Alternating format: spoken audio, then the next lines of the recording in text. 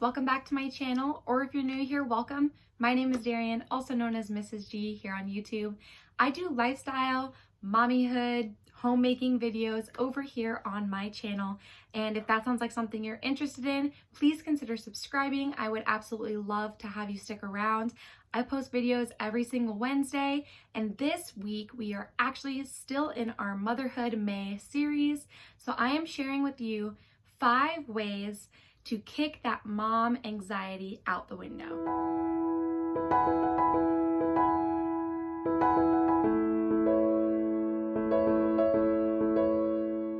Becoming a mom, I heard many different things about watching for depression after having your baby, that postpartum depression is huge. And also, since depression runs in my family, I was really aware of trying to stop it before it even started. And something that I was actually not aware of was the postpartum anxiety.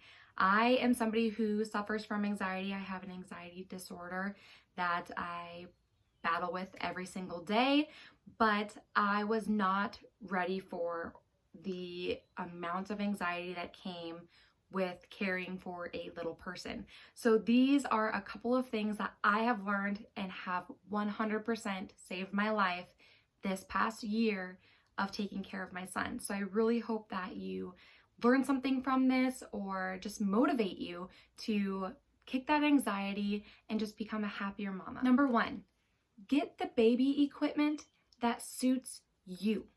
You, mama, not anybody else's opinions but yours. And what I mean by getting equipment is, for me, that was a baby monitor.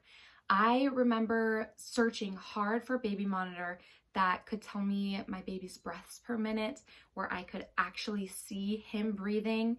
I wanted to be able to see him and hear him, and that is something that I was dead set on because of the anxiety I already felt prior to having my son. I needed to be able to check and make sure my baby was breathing.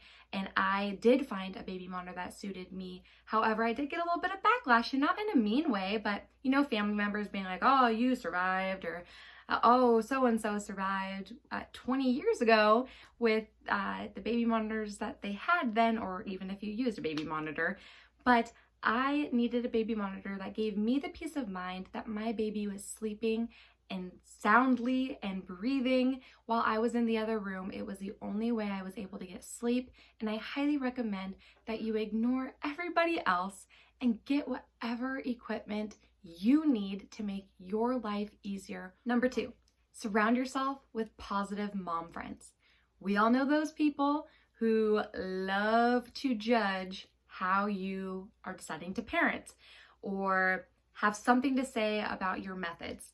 And honestly, we don't need those people around us. We already have that mom anxiety, the mom guilt. It is completely real.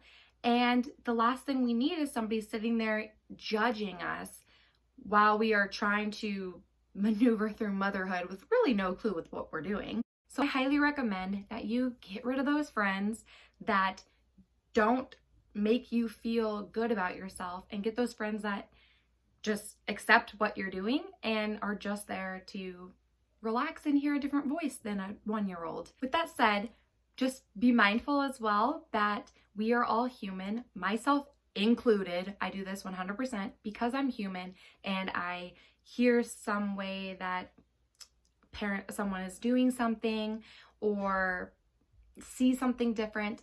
Sometimes my face can give away my, oh, it's probably not a good idea. And it's not that I'm trying to be mean or hurtful. I'm human. Humans do pass some judgment, and try your best to not do that. It's something I definitely work on, and just accept that what they're doing is what they're doing and what I'm doing is what I'm doing. Number 3, brain dump before bedtime. Now, this one is huge for me. When I have anxiety overload, my brain just starts remembering and throwing everything at me. Hey, don't forget this week. Hey, you forgot to do that yesterday. Hey, you remember that thing in the 3rd grade that you did and it was super embarrassing? A lot of times this happens during bedtime, like when you are about to lay down and go to sleep, which always keeps me up, and I do not get the rest that I desperately need. So I highly recommend sitting in bed right before you go to sleep, literally list out everything that your brain is coming up with that it wants you to remember, or what you need to do, or anything like that. Write it all out in a journal, lay it next to your bed, brain dump it out so that you can get the rest that you, mama, really, really need. Number 4, take you time every single day. Some of you are going to be like, girl, you are crazy if you think I have some spare time for myself every single day. Take the time for you every single day. Whether that is taking a shower alone, leave the kids with the husband, take a shower by yourself, have that 5-10 minutes of silence, or crank the music up loud to drown out the kid noise. For me, it's cooking dinner, or sitting down and filming a video, or editing, or organizing what I'm gonna do this week in my calendar. I always, at the end of the night, have a little bit of time once Micah has gone down. My husband can kind of do his own thing. I have a little bit of time for myself, and it has done wonders for my mental health. So take some time, no matter what it is, find something that's 5 minutes that is all about you. Number 5, seek help. This one's huge. Whether you're seeking help from a friend, your mom, your pastor, or if it's even going to therapy, your doctor, like those are all things that should be normalized. When I am having a very hard time mentally, I go to therapy. I don't see an issue with that because when I'm hurting physically, I go to the doctor. So when I am hurting mentally, I go to the doctor. I talk things out, or I decide, hey, I need to be here for a little bit longer than just a couple sessions. Recently, it took me a long time to do it. I've been through many years of therapy prior to even doing this, but I talked to my physician and was talking about how I'm not getting enough sleep and my brain just doesn't turn off, and the anxiety is so high with my son that I needed additional help, that therapy was not doing everything I needed. Talking it out with my husband wasn't doing everything I needed. And I went on medication. I am on a medication that helps me so much. But if I did not seek that help, I don't know where I'd be at the moment. I did not realize how bad it was getting in my own head until I had the help from the medication to relax a little bit. And it has made me a happier person, more patient mama, and overall a better mother. No matter what kind of help you need individually, seek help.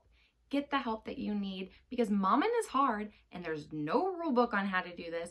Your little person is a whole different world, so seek help. All right, everyone, thank you so much for watching this video. If you liked it, please hit that thumbs up button. Consider subscribing if you want to stick around. We have one more week left in this Motherhood May series, and then we're jumping into a bunch of amazing summer videos. I cannot wait to do some grilling food videos, what I eat in a day, or take you up river with me. You probably have no idea what I'm talking about, but we live on a beautiful river here in Southeast Alaska. I cannot wait to take you up there with me. So please stick around. I would absolutely love to have you. And I really hope that this video gave you some motivation to just kick that mom anxiety out the window, or even to just minimize it a little bit, because I feel you, girl. I know that it is hard, especially this first year of being a mom. Everything has changed for me. So I am here. Seek help if you need it, and just focus on being a good and healthy mama. To take care of your little ones, you gotta take care of you. I know it's insanely difficult, but it's insanely worth it. So thank you so much for sticking around, and I'll catch you later. Bye.